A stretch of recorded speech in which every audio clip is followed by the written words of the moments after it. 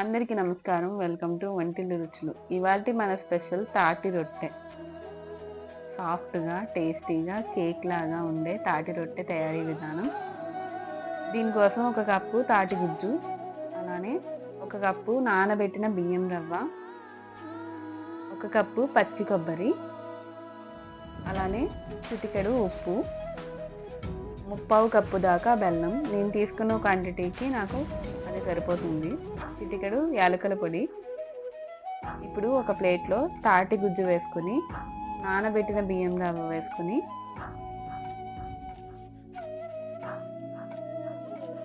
అలానే పచ్చి కొబ్బరి కూడా వేసుకుని బాగా కలుపుకొని,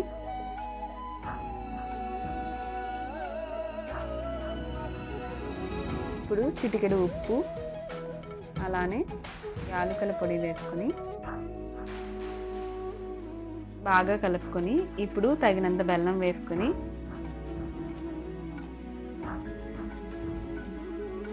బెల్లం కరిగే వరకు కలుపుకోవాలి.